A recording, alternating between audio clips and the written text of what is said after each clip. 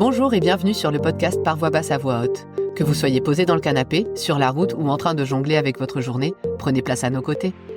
À notre micro, vous entendrez des expériences en maison de naissance, des témoignages de sages-femmes et enfin des sujets liés à l'accouchement physiologique. Ici, les voix résonneront haut et fort. Nous ne sommes pas des professionnels de la périnatalité, mais deux mamans passionnées, convaincues que chaque famille a le droit d'avoir le choix du lieu où elle souhaite donner naissance. Notre objectif est simple, mettre en lumière les maisons de naissance en métropole et en outre-mer. Non pas en opposition aux autres formes ou lieux d'accouchement, mais bien comme une option précieuse dans le panel des choix possibles. Nous espérons que cette saison vous offrira des réponses, des inspirations et peut-être même des émotions. Nous souhaitons avant tout transmettre des expériences intimes et authentiques. Alors bienvenue derrière les portes des maisons de naissance, bienvenue dans Par voix basse à voix haute.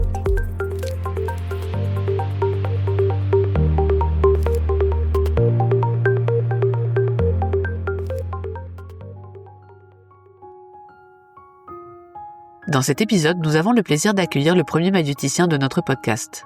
C'est donc tout naturellement que nous discutons avec Julien, sage-femme en maison de naissance, de comment il a trouvé sa place dans ce milieu historiquement féminin. Il aborde aussi son rôle de coordinateur au sein d'Annie pour naître, la maison de naissance dans laquelle il exerce, puis la discussion s'ouvre sur son travail de chercheur épidémiologiste. De fil en aiguille, nous échangeons sur la place donnée à la physiologie dans le monde de la maternité en France aujourd'hui, de la pertinence de l'accompagnement global à la naissance, ce que ça apporte aux femmes et aux familles, que ce soit pour se préparer au jour J, mais aussi pour tout ce qui est de l'ordre de la prévention. Un échange simple et unique pour clôturer cette thématique autour des critères d'inclusion, mais aussi d'exclusion au sein des maisons de naissance. Aujourd'hui, Julien nous invite à réfléchir à ce que signifie accompagner autrement.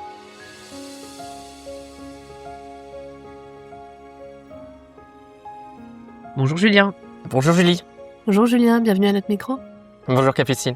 On est très contente aujourd'hui de t'accueillir chez nous. C'est le premier maïeuticien qu'on accueille ici. Tu es en effet le premier sage-femme qui vient parler à notre micro et on est vraiment ravis que tu aies accepté notre invitation. Et pour commencer, pour toutes celles et ceux qui nous écoutent, est-ce que tu peux te présenter s'il te plaît ?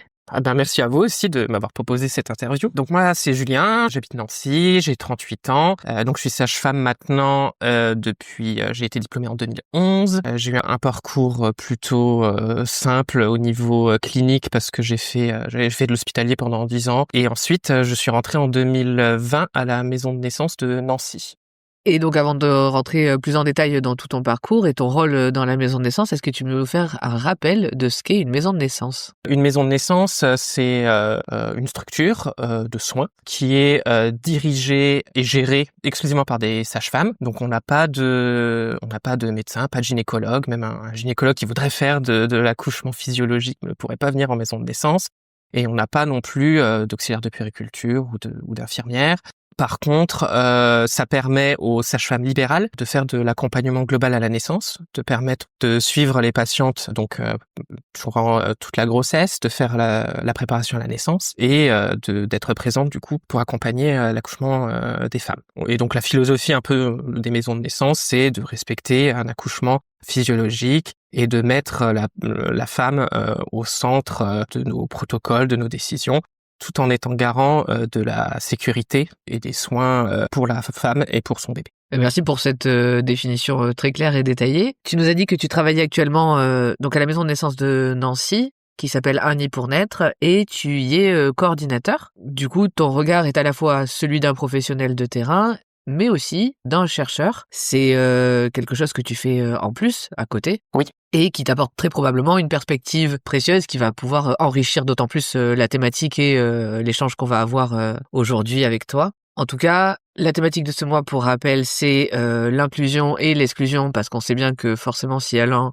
il y a aussi l'autre, et tous les critères en fait qui font qu'on peut ou pas avoir un parcours en maison de naissance. Donc pour nous, on a vu que c'était une belle occasion d'aborder tout ça avec toi, que tu allais peut-être apporter un angle un petit peu différent, celui de la structure, de l'organisation, mais aussi celui de la réflexion collective sur tout ce que ces lieux peuvent devenir peut-être demain. On va pouvoir commencer avec Capucine et aller plus en détail sur donc ton parcours et ce qui t'a amené à travailler dans ce milieu.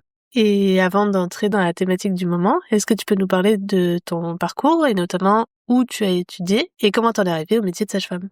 Alors moi, donc je suis resté, j'ai grandi, je suis resté dans le Grand Est, hein, donc j'ai fait ma première année de médecine à Nancy. Ensuite, je suis allé à l'école de sage-femme de Metz, donc de 2007 à 2011. Ensuite, dès la sortie des études, j'ai postulé un peu dans tous les hôpitaux du Grand Est.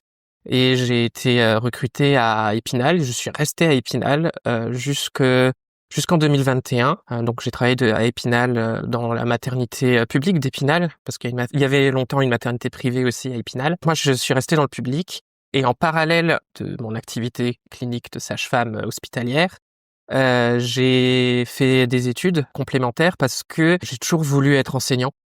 Depuis la primaire, en fait, mon rêve a toujours été d'enseigner. Et quand je suis arrivé au lycée, je me suis posé la question de savoir qu'est-ce que je voulais enseigner. Et je m'étais dit que, alors au départ, sans réfléchir, je me disais les maths, la physique, j'étais toujours assez dans les sciences. Et en fait, je me suis rendu compte que ce que moi je voulais, c'était plutôt par la suite enseigner vraiment un métier qui pouvait me passionner, qui pouvait être passionnant. Et je voulais surtout que les étudiants que je pouvais avoir en face de moi soient passionnés aussi et avaient déjà choisi leur voie et soient passionnés par ce qu'ils allaient faire. Donc je me suis déjà dirigé en médecine parce que je me suis dit que le métier que je voulais faire devait être un métier où je vivrais des choses extraordinaires et où je rencontrais beaucoup de monde. Je suis quelqu'un dans la vie qui est assez introverti, assez timide, et je suis très content de l'être comme ça. Mais je me suis dit que dans mon métier, je voulais me challenger un peu là-dessus et dire autant dans ma vie perso rester plutôt un peu casanier, un peu dans ma petite assez seule, mais par contre dans mon métier, je voulais apporter quelque chose aux gens, je voulais soigner les gens et je voulais apprendre à connaître les gens. Et du coup, voilà, j'étais attiré par la fac de médecine et j'ai eu la chance pendant mes années de médecine, d'avoir rencontré un homme sage-femme qui était en 3e année d'école quand moi j'étais en première année de médecine. Et je lui ai expliqué un peu ce que je voulais faire, qu'est-ce qui m'intéressait dans le futur métier que j'aimerais faire, que je savais pas trop vers où me diriger entre les métiers de sage-femme, de dentiste, voilà. En médecine, j'aurais bien voulu faire pédiatre par exemple ou médecin généraliste, être proche des gens. Et donc voilà, ça ressemble un peu, c'est un peu les spécialités qui sont un peu plus proches déjà du métier de sage-femme. Et donc lui, il me dit, par rapport, voilà, moi, ce qui m'intéressait, je trouvais toujours dans cet esprit un peu scientifique, j'aimais bien l'idée du diagnostic, de me dire, il y a une personne qui va arriver, une femme qui va arriver à l'hôpital en urgence ou dans mon cabinet, et qui va me raconter des symptômes, etc. Et de me dire, voilà, c'est un peu un petit problème, une petite énigme à résoudre et de trouver le diagnostic. Et voilà, il y avait ce petit élément-là aussi qui me plaisait beaucoup dans le métier médical, de me dire, voilà, chaque personne, chaque être humain est une énigme, et d'apprendre à connaître les gens, d'apprendre à être proche des gens, ça me permet de mieux les soigner. Et voilà, ce système-là me plaisait beaucoup. Et d'un autre côté, il y avait ce que je disais et ce qui m'avait animé au départ, c'est de vivre un peu des choses extraordinaires. Et je me suis dit, mais c'est vrai que vivre avec les gens des moments extraordinaires, soit en bien, soit en terrible aussi, hein, accompagner. On parle beaucoup de l'accouchement, que c'est merveilleux, que c'est chouette. Voilà, il y a des gens pour qui c'est vraiment pas chouette du tout. Il y a aussi des décès néonatals ou in utero qui font que on accompagne aussi le deuil, on accompagne aussi les gens dans des moments très difficiles. Et les deux côtés me plaisaient vraiment beaucoup. Et au fur et à mesure que je suis entré dans les études, plus on avance dans les études, plus on nous laisse de liberté, plus on nous laisse faire de choses. Et plus ça me passionnait et plus ça me paraissait très intéressant. Et je suis resté là, mais avec toujours en arrière-plan le fait que un jour, une fois que j'aurai de l'expérience, une fois que j'aurai 10 ans d'expérience, j'aimerais enseigner tout ce que j'ai appris à la génération suivante et être enseignant à la faculté du coup. Et donc, c'est assez compliqué en tant que sage-femme encore aujourd'hui, on n'a pas toutes les portes qui sont grandes ouvertes, comme par exemple pour les médecins, pour pouvoir faire des études complémentaires. Les médecins, on va les pousser, donc déjà ils ont beaucoup d'études, ils peuvent faire 10, 11, 12 ans d'études, et dans ces études-là, on va les pousser à l'université à faire des masters complémentaires, à se dire vous pouvez faire justement un doctorat en recherche en plus pour avoir une carrière hospitalo-universitaire, etc. Les sages-femmes, moi, quand j'étais à l'école de sage-femme, ça a un peu changé aujourd'hui parce qu'il y a l'universitarisation des écoles et on rentre dans les universités. En 2027, ça va devenir obligatoire. Mais à l'époque, personne nous disait ça serait intéressant de faire un master en plus, ça serait intéressant. Et donc quand on débute, c'est compliqué de faire les deux en même temps. Donc j'ai attendu d'être titularisé à l'hôpital et j'ai commencé un master. Donc j'ai fait un master d'épidémiologie parce que j'avais des grandes facilités en mathématiques et du coup ça me permettait de pas trop avoir besoin de travailler à côté. Et la deuxième année de master, j'ai pu me la faire financer par un dispositif qui s'appelle l'ANFH. En fait, on cotise en tant que fonctionnaire de la fonction publique hospitalière, on cotise dans un fonds qui nous permet de nous former une fois dans notre carrière pour changer de métier si on en a envie. Et donc ça rentrait là-dedans. Et donc ma deuxième année de master, j'ai pu donc la première année de master, j'ai travaillé à 100%, je me suis occupé de mes enfants en même temps. Et la deuxième année, j'ai pu arrêter de travailler et être financé pour ma deuxième année de master, ce qui était vraiment important. Sinon, c'est pas possible de pouvoir le faire. Voilà, c'est pas la même chose que encore pour les parcours un peu comme les médecins où on n'est pas vraiment facilité encore pour faire des carrières universitaires, de la recherche, alors que c'est vraiment quelque chose qui va être très important dans les années qui vont arriver. Dans l'évolution de la profession de sage-femme, c'est très important qu'on ait des enseignants-chercheurs en maïeutique sur toutes les problématiques de la physiologie de l'accouchement, de la grossesse. Et du coup, j'avais fait mon master d'épidémiologie en prévision d'être enseignant à l'école de sage-femme qui s'appelle maintenant des départements universitaires de maïeutique. Et sauf que à ce moment-là, on a commencé à nous dire bientôt, les sages-femmes, ils auront des doctorats, donc il faudra que vous ayez des doctorats aussi. Vous pouvez pas enseigner des doctorats en n'ayant qu'un master. Et mon directeur du master à l'époque avait vu mes notes, mais il a dit c'est vraiment dommage, t'as le potentiel pour aller en doctorat, et m'a poussé. Et voilà, et donc ces deux facteurs-là m'ont dit ça serait bien que en plus de l'enseignement, de toute façon tu veux faire de l'enseignement universitaire, il faut que tu fasses aussi de la recherche. Donc il te faut un doctorat. Donc je suis allé en doctorat aussi. Donc j'ai continué en doctorat. Doctorat qui est beaucoup plus simple à faire en même temps que travailler, donc ça posait pas tant de soucis que ça. Après, faut sacrifier un peu ces moments perso dès que les enfants étaient couchés. Du coup, on travaille sur son doctorat parce que il faut travailler pour gagner de l'argent. Et puis voilà, quand on a des enfants, Mais je me suis dit c'est un sacrifice à faire pendant 3 ans. Et ensuite, je ferai ce que j'ai toujours voulu faire. Et en même temps, ça permettra de vraiment de faire ce que j'avais envie. Et donc, Et puis, toutes les planètes se sont alignées à peu près au moment du Covid, à la fin du Covid, septembre 2020 jusqu'en 2021. J'ai eu 2 opportunités. La première, c'est que j'avais postulé, vu que je commençais à terminer mon doctorat, j'avais postulé à la faculté de médecine pour aller au département universitaire de maïeutique, et on m'a dit que ce serait possible à partir de la rentrée de septembre 2021. Donc j'avais déjà ça en tête, que j'allais aller à la fac. Et en même temps, j'ai une amie de promotion qui avait co-construit le projet de la maison de naissance de Nancy, et qui m'a appelé en me disant on a appris, elle savait que j'avais un master, que j'étais en doctorat, et il y avait la coordinatrice qui était là au début et avant moi, qui est partie pour faire autre chose. Et du coup, elle m'a dit ton profil nous intéresse beaucoup et on aimerait vraiment que tu sois le futur coordinateur de la maison de naissance. Donc on avait beaucoup discuté de moi je vais avoir mon but de faire toutes mes études, c'était surtout faire une carrière universitaire. Comment je vais faire pour gérer les deux, tout en sachant que les sages-femmes, je sais pas, j'espère que ça va évoluer dans les prochains temps, mais on est ce qu'on appelle des mono-appartenants quand on est universitaire. Et mono-appartenant, ça veut dire que soit on est hospitalier, on fait de la clinique, on fait des consultations, on voit les patientes, soit on est universitaire. Mais on peut pas faire les deux, comme les médecins qui, quand ils sont hospitalo-universitaires, vont faire 2 jours par semaine, vont consulter les patientes, vont être au contact des patientes et vont être toujours aussi spécialisés dans leur domaine puisqu'ils continuent à exercer. Et les sages-femmes, elles, là pour l'instant, en tout cas avec les lois actuelles, c'est vraiment très très, c'est très très illogique. Très injuste. On est la seule profession médicale où on peut pas faire les deux, mais on est en train de se battre pour essayer que ça change.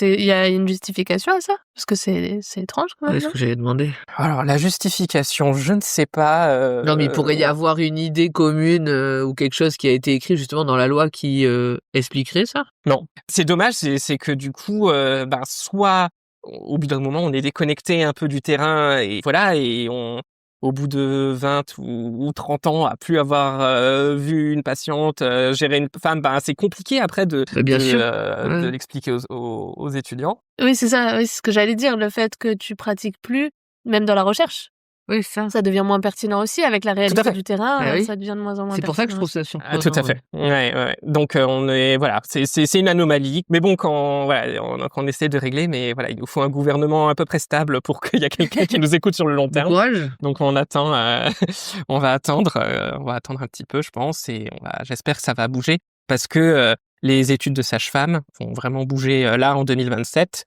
Donc avec l'universitarisation des écoles, le fait qu'à partir de donc les premières qui sortiront, ça doit être 2029. En 2029, il y aura les premières étudiants qui vont avoir leur diplôme ensuite de docteur en maïeutique, qui vont avoir un doctorat, qui font leurs études maintenant en 6 ans. Et donc il y a tout le statut justement des enseignants parce que pendant longtemps, moi, mes formatrices faisaient l'école de cadre.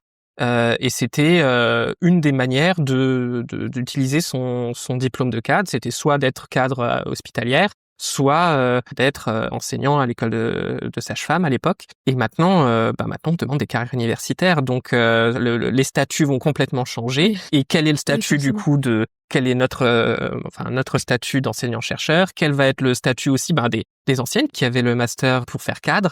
Qu'est-ce qu'elles vont devenir et comment elles vont être voilà, toutes ces questions-là sont en train d'être discutées et en 2027, on devrait avoir toutes ces réponses, mais pour l'instant, on est un peu dans le flou sur toutes ces questions-là.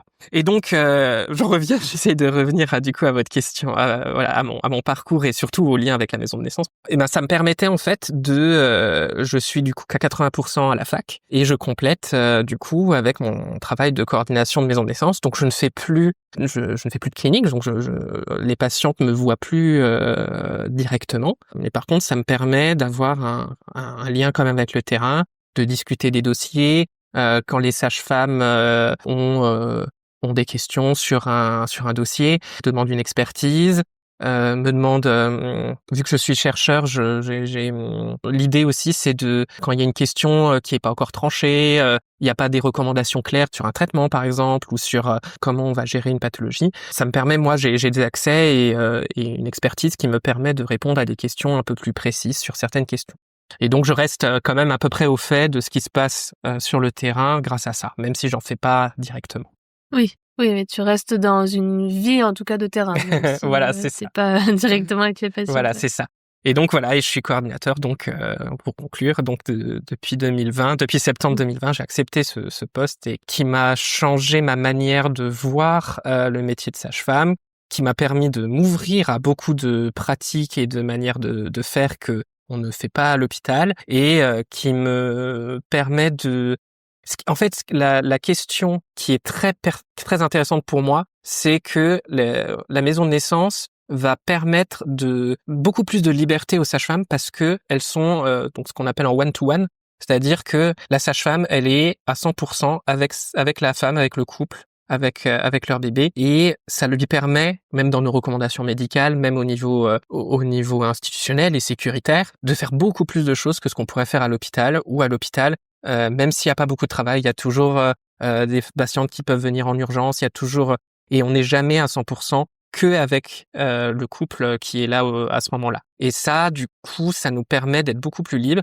Et la question, du coup, moi, en tant que coordinateur, c'est jusqu'où on peut aller dans cette liberté sans que la sécurité soit abaissée. On est quand même garant en tant que sage-femme de la sécurité des patientes, mais on peut faire vraiment beaucoup plus de choses que ce qu'on pourrait faire à l'hôpital parce que, justement, on est en one-to-one. On est avec des patientes à bas risque dans une structure qui accueille des patientes que à bas risque.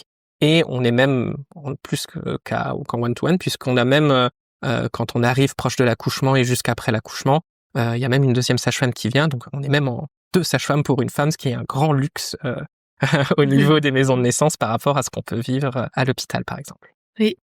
Et du coup, tu as fait le tour là de ton métier, de tes études, de ton rôle de coordinateur, de ton rôle de chercheur. Et il y a un autre point aussi qui nous interrogeait aujourd'hui, puisque c'est la première fois qu'on a un maïeuticien à notre micro aussi. C'est notamment, tu lui en parlais aussi tout à l'heure, que tu as mentionné qu'il y avait un autre homme sage-femme. Je sais pas si c'était littéralement le seul autre homme sage-femme. En tout cas, tu as fait le choix quand tu as fait ce métier d'un métier historiquement très féminin. Et on se demandait, en plus du coup de tout ce que tu viens de nous partager, comment tu avais vécu cet aspect dans tes études?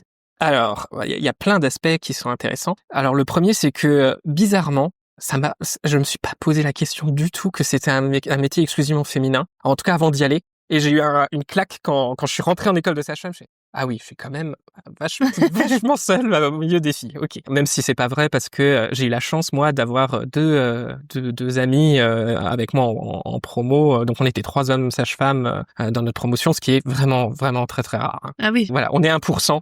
Et c'est assez stable. On reste 1% de la population de sages-femmes. Donc il y a 22 000 sages-femmes en France. Donc ça fait 220 hommes en France. Ok. Ok. Ah oui. Donc on est à peu près 1%. Et voilà, là je suis enseignant donc au département de maïeutique. Et là actuellement, il y a un garçon dans toute l'école qui étudie la profession. Donc sur les 4 promos actuels, il est tout seul.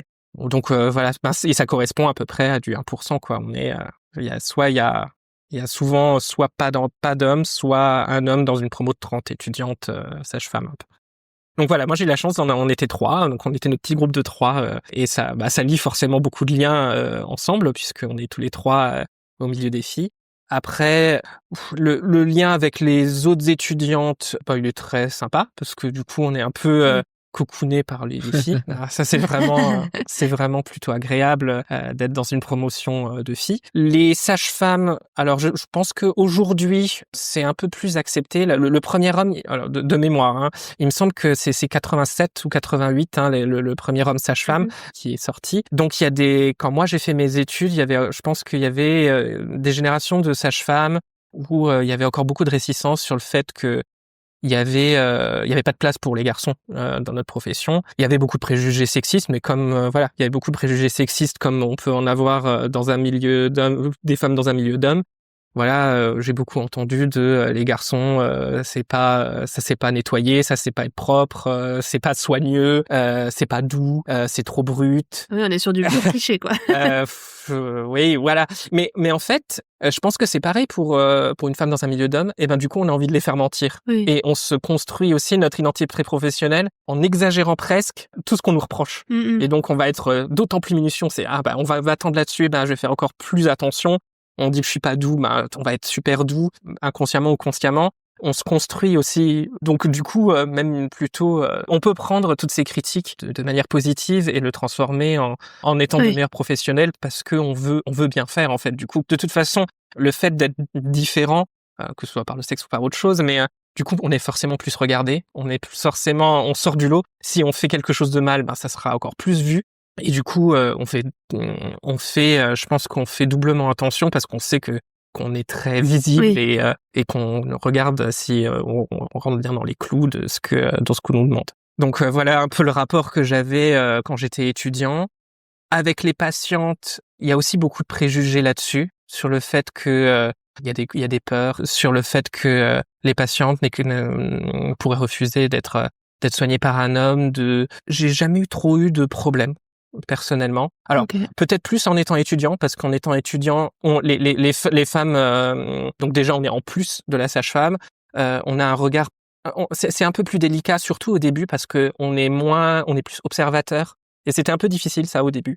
Ça fait très voyeurisme, un peu, parce qu'on est très dans l'observation, on regarde la sage-femme faire, on regarde les examens, etc. Et ça fait vraiment quelqu'un dans la pièce qui regarde dans l'intimité profonde des gens.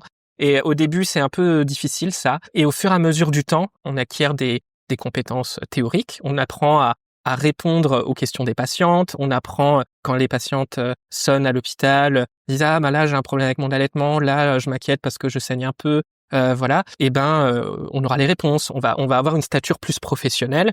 Et ça permet de prendre confiance et de se dire « non, là, je regarde pas parce que je suis voyeur. Je regarde parce que j'apprends, parce que je suis professionnel. » Et que c'est important surtout dans nos métiers médicaux, de toucher, de revoir. Enfin, on utilise vraiment nos 5 sens pour diagnostiquer et pour soigner les gens. Donc voilà, à partir du moment où c'était déjà bien clair dans ma tête, ça se ressent aussi chez les patients de se dire il a une posture professionnelle, il est pas là pour être voyeur ou pour voilà, et ça se passe tout de suite beaucoup mieux. Et effectivement, après, l'autre clé, c'est la douceur, et le respect de l'intimité, le respect de la pudeur des gens. Et à partir du moment où on est patient et on respecte les gens et qu'on fait comprendre aux gens pourquoi il est nécessaire de se déshabiller, pourquoi il est nécessaire que j'examine, que je touche. À partir du moment où les gens comprennent, franchement, j'ai jamais eu de non catégorique.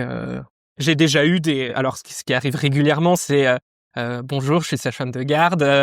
Les femmes ont un peu l'effet de surprise, on sent bien dans les yeux, et puis dans la réaction du corps, ça se raidit un peu. Bon, ça va bien se passer. Voilà, on va déjà discuter, etc. Et voilà, et puis en expliquant ce qu'on va faire, pourquoi c'est important que j'examine, que je touche, que je palpe certaines zones, et pourquoi je le fais, et pourquoi c'est important. À partir de ce moment-là, les gens se décrispent. Ouais, pour le coup, comme tu disais, t'as dû prendre davantage de précautions, certainement, du fait de ta position. Et donc, c'est aussi quand même tout ce que les femmes attendent aussi. C'est de savoir le geste qui va être réalisé, d'être respecté, d'être écouté. C'est la base, quoi, dont on parle beaucoup dans nos podcasts. Et je me demandais à quel point, parce que du coup, c'est intéressant que t'aies jamais eu de nom catégorique, je me demandais, les femmes, par exemple, qui ont vécu des violences, à quel point t'aurais pu justement avoir des stops, ou à quel point cette écoute suffisait à pallier à certaines choses. Alors c'est possible que j'ai eu de la chance aussi, hein. Je sais pas. Oui. Après, ce qui se passe aussi quand on travaille longtemps dans le même établissement, c'est que les femmes parlent entre elles. Je sais qu'au bout de 3-4 ans, ce qui était génial, c'était que les femmes, quand elles arrivaient, elles font ah oui, on m'a parlé de vous quand vous êtes le seul homme dans la région qui examine les patients en tant que sage-femme. Du coup, les gens, au fur et à mesure, venaient de plus en plus. La proportion, c'était vraiment on m'a parlé de vous. Ah, on m'a dit que vous étiez gentil, que vous étiez très doux.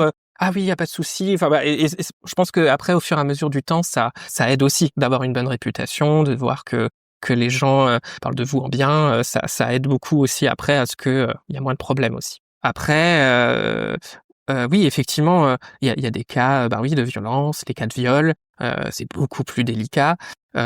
Déjà, la règle, c'est de pas être tout seul. Idéalement, c'est alors dans les hôpitaux publics, on n'est pas obligé d'avoir toujours des professionnels femmes en garde. Donc parfois, ça arrivait que l'anesthésiste était un homme, le gynéco était un homme, j'étais un homme. Il n'y avait pas de femme, donc on essaye d'être doux et respectueux, et puis on essaye de faire au mieux pour que ça se passe bien. Voilà, c'est le principe aussi de l'hôpital public, hein, c'est que quand vous allez dans un hôpital public, vous êtes contraint d'accepter les soignants qui sont en face de vous, peu importe leur sexe, leur couleur de peau, leur origine, leur culture. Et donc voilà, quand vous allez dans un hôpital public, vous acceptez aussi ça. Oui, le contexte. Ouais. Du coup, jusque-là, tu nous as expliqué un peu, que ce soit dans tes stages, dans tes études, comment ça avait été vécu. Et maintenant, on aimerait savoir peut-être comment tu vis cette place d'homme sage-femme, cette fois-ci au sein de la maison de naissance. Ouais. Est-ce que tu vois des différences? Est-ce que tu as des choses à nous dire? Alors, c'est compliqué de répondre à cette question parce que non seulement j'ai peut-être une particularité par rapport au fait que je sois un homme, mais je suis aussi le coordinateur qui a une place un peu singulière. Alors, je sais pas ce qui joue pas. Ce qui fait que je suis resté à la maison de naissance, c'est que j'adore l'équipe avec laquelle je travaille. Les sages-femmes qui travaillent à la maison de naissance de Nancy ont des compétences et une expertise qui m'impressionne chaque jour. Et en même temps, il y a une super ambiance. On sent bien que elles sont là parce qu'elles sont contentes d'être là. Elles sont convaincues que ce qu'elles font est bon pour les couples, pour les femmes. Et donc on a une super ambiance. Et après, alors ma relation, je suis le coordinateur, et en même temps, ce qui est bien en maison de naissance par rapport à ce qu'on peut connaître parfois à l'hôpital, c'est que la hiérarchie, elle est très horizontale. Je suis pas sûr que toutes les maisons de naissance fonctionnent exactement pareil, mais en tout cas, ce qui fait que c'est très horizontal et très agréable déjà, c'est que le CA, donc les membres du CA, nous on avait la règle que donc il y a 5 membres au CA, donc qui sont officiellement mes chefs, mes employeurs. Et il y a trois mamans qui ont accouché au nid et 2 sages-femmes. Et on voulait une majorité de mamans parce que on est dans l'optique, justement, ce que je disais, qu'on est vraiment patient centré et que les décisions, quand c'est pris, ça doit être à la majorité par les patients. Et il y a les 2 sages-femmes qui sont au CA qui gardent leur droit de veto et leur expertise médicale pour que, peu importe les décisions qui soient prises, il y ait il y ait un regard quand même sur la sécurité des patientes pour dire, là, ça respecte les protocoles de soins médicaux, d'hygiène, qui doivent être celles de la maison de naissance. Et donc, ce qui fait que je coordonne la maison de naissance, donc je suis un peu un garant aussi de sécurité et au niveau médical de la maison de naissance. Donc, je vais pouvoir donner des consignes, c'est moi qui ai écrit les protocoles. Donc, de ce point de vue-là, je peux avoir un lien un peu d'autorité sur les sages-femmes. Mais d'un autre côté, les 2 sages-femmes qui sont au CA, elles sont quand même officiellement un peu au-dessus de moi et c'est elles qui me payent. Et donc voilà, j'ai l'impression que tout se mélange un peu et que j'ai pas de lien spécifiquement c'est juste sur un plan hiérarchique. Oui, c'est ça, c'est sur un plan administratif qu'il y a une hiérarchie, mais pas sur un plan relationnel. Voilà, c'est ça. Et du coup, de ce côté-là, c'est vraiment aussi très agréable de travailler dans ce contexte-là. Je rappelle juste du coup que la maison de naissance est une association, d'où le CA composé notamment de mamans et de sages-femmes. Voilà, c'est ça. Et qui est un CA aussi. C'est ça, c'est une association du coup qui met à disposition des sages-femmes libérales, les locaux et toute la sécurité, la convention avec les établissements partenaires, etc. Et ce qui fait qu'on peut faire les choses comme on les fait aujourd'hui. Et je me demandais à quel point tu étais le seul homme dans les maisons de naissance, dans toutes les maisons. Alors, il n'y a pas beaucoup de maisons de naissance, certes, sur le territoire français, mais je voulais savoir à quel point tu étais le seul. Je suis le seul, je crois. Nous, on en a cherché, on a trouvé toi. Mais je me demandais si nous, on s'était perdus dans l'histoire et qu'on en avait manqué. Je connais pas toutes les personnes qui travaillent en maison de naissance en France.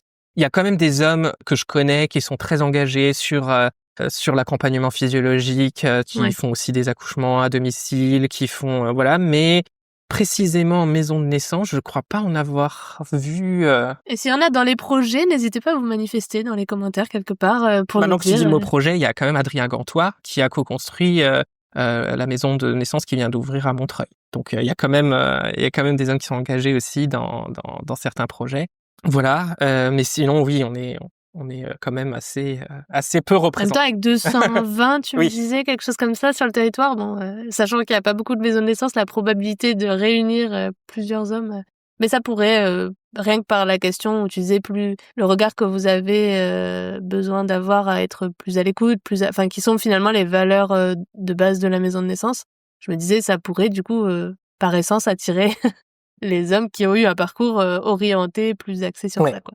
Tu viens de nous parler de ton métier, de la place que tu occupais à la maison de naissance. Tu viens notamment de reparler de ton rôle de coordinateur un peu plus en détail. Et tu disais que tu écrivais les protocoles, entre autres. Oui. On aurait voulu savoir un petit peu plus comment justement se construit la coordination entre les différentes professionnels, mais aussi avec l'hôpital partenaire, le réseau de santé local et tout ce que ça peut impliquer justement la coordination d'une maison de naissance au niveau local et au niveau du territoire. Alors c'est une grande question et c'est tout le principe en fait de mon travail à la maison de naissance. Quand je dis que je coordonne au final l'équipe de sages-femmes, donc la seule chose qui peut être peut-être complexe, mais finalement qui n'est vraiment pas complexe chez nous à Nancy, en tout cas de mon point de vue, c'est que ça reste des sages-femmes libérales qui par essence sont censées être potentiellement en concurrence parce qu'elles sont un peu toutes dans la même ville, dans des cabinets qui sont proches. Et à la maison de naissance, c'est une équipe. À la maison de naissance, elles sont censées travailler ensemble. Et j'ai l'impression, en tout cas qu'à Nancy, ça ne pose aucun souci et qu'elles sont toutes contentes de se voir quand elles peuvent se voir et que les relations sont extrêmement bonnes. Donc du coup, j'ai pas l'impression de faire de la coordination. J'ai pas trop de soucis comme on pourrait l'avoir dans certaines équipes, dans certains groupes. Quand on fait de l'humain, souvent il y a des frictions, il peut y avoir des froids, il peut y avoir des discordances entre certaines personnes.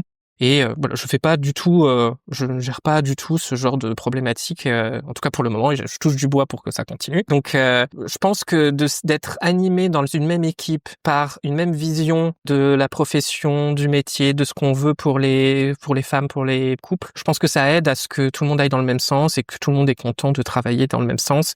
Et tant que ça restera comme ça, je pense que ça restera vraiment des relations de très bonne qualité. Ouais, probablement. Et ensuite, donc ça c'est relations internes. Alors relations avec l'extérieur, donc ça c'est une grosse partie de mon travail en tant que coordinateur. C'est donc on a des liens qui sont obligatoires et desquels on dépend. Et mon travail, c'est que ça se passe le mieux possible avec toutes ces instances. La première instance, c'est l'ARS. L'ARS, donc nous on dépend de l'ARS Grand Est. L'ARS, c'est celle qui nous fournit notre argent, qui nous fournit nos revenus pour qu'on puisse fonctionner à l'année. En fait, les maisons de naissance, au départ, fonctionnaient toutes sous la forme d'un FIR. J'ai peur de dire des bêtises, mais c'est un fonds d'investissement régional. Je crois que c'est ça, le FIR. Et j'en profite d'ailleurs aussi pour dire, au cas où que certaines personnes qui nous écoutent ne sachent pas, l'ARS, c'est aussi de l'Agence régionale de santé. Donc c'est vraiment local. C'est pas encore le niveau national. C'est ça. En gros, c'est la structure qui représente un peu l'État, mais au régional, et qui gère et qui vérifie que les hôpitaux, que toutes les structures de soins et de santé, que ce soit libéral, les hôpitaux, les maisons de naissance, fonctionnent bien et dans les règles et dans la loi. Exactement. Et donc, l'ARS nous fournit donc une enveloppe de 170 000 € chaque année pour qu'on puisse fonctionner. Ce qui peut être conséquent pour certaines maisons de naissance et très très peu pour d'autres, en fonction de leur envergure, de leur situation géographique. Vous imaginez, donc on doit par exemple payer un loyer. Vous imaginez bien qu'à Nancy, le loyer il est un peu moins cher qu'à Paris. Exact. Et que du coup, ma maison de naissance a suffisamment de finances pour financer un poste de coordination à mi-temps. C'est pas le cas de toutes les maisons de naissance et souvent c'est, on en parle quand on discute avec d'autres sages-femmes de maisons de naissance. Les sages-femmes qui s'occupent déjà toute la semaine et des fois les nuits, les astreintes des femmes et des couples, dès qu'elles ont du temps, elles doivent gérer encore la coordination de leur maison de naissance, les liens justement avec l'ARS, les liens avec l'établissement partenaire, et ça leur prend vraiment beaucoup de temps et elles sont d'autant plus, je les admire d'autant plus parce que mon travail il est prenant. Et de faire tout en même temps, c'est pas évident. Donc voilà, bref, les finances donc sont importantes. Là, il y a certaines maisons de naissance qui essaient de modifier un peu parce que de négocier avec leur ARS pour avoir d'autres types de financement qui sont plus adaptés à leur justement à leur activité et à leur géographie. Mais en tout cas, nous on fonctionne encore comme ça pour le moment. En contrepartie donc de ces 170 000 €, moi je dois fournir un rapport d'activité où j'explique tout ce qu'on fait avec cet argent, quoi. Combien de femmes ont consulté, combien de femmes ont accouché à la maison de naissance, combien ont été transférées à l'établissement partenaire, et puis est-ce qu'on a bien respecté toutes les règles, est-ce que on a eu des soucis avec l'établissement partenaire, les relations avec l'établissement partenaire, je dois les décrire aussi dans le rapport d'activité, et ensuite il y a un bilan financier où on explique tout ce qu'on fait avec l'argent qu'on reçoit. Et eux, ils vérifient tous les ans que tout est en règle. Et si tout est en règle, on reçoit l'enveloppe suivante de 170 000 € et on recommence. Donc voilà, avec l'ARS, ça se passe plutôt bien.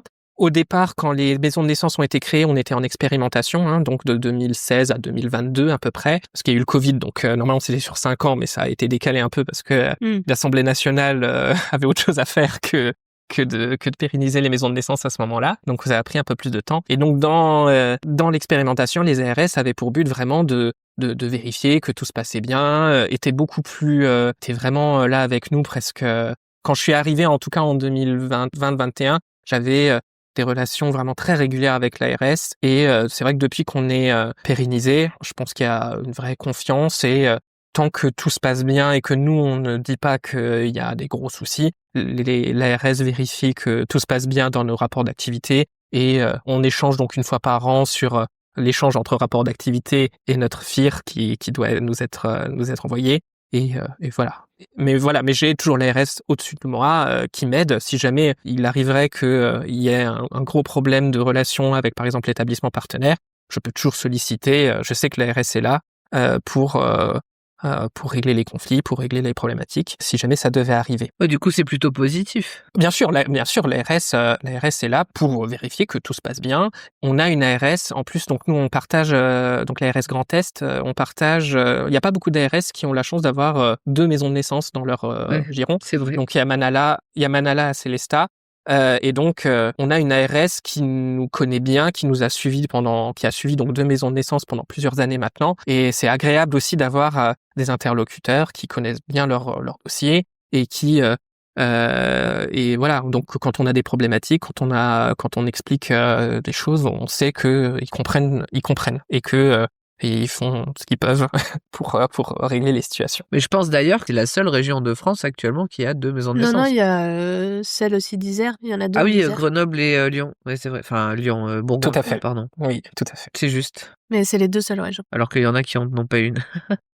Oui, voilà, c'est ça. C'est ça. C'est assez, on n'est C'est pas, très inégal. on n'est pas implanté, ouais, c'est ça, on n'est pas implanté au niveau géographique, c'est pas très logique l'implantation. On peut être très nombreux dans certains secteurs et vraiment très disparate dans d'autres. Ouais, mais comme tu dis, ça doit jouer aussi du coup sur à quel point l'ARS va être à l'écoute, va pouvoir bien comprendre ce qui se joue, parce que justement, plus il y a de structures, plus en fait tu fais face à des situations différentes, à des retours différents, et ça doit aussi créer quelque chose au moment des échanges directs de plus riche, sans doute. Oui, oui, tout à fait. Par contre, les relations que je vais avoir vraiment plus, alors pas quotidiennement, mais peut-être hebdomadairement, c'est avec l'établissement partenaire. Donc, les maisons de naissance dépendent quand même pas mal de leur établissement partenaire, puisqu'on doit être contigu à une maternité. Ça nous oblige à négocier aussi des protocoles, les critères d'admissibilité des patientes, à co-construire et à co-rédiger des protocoles qui vont avoir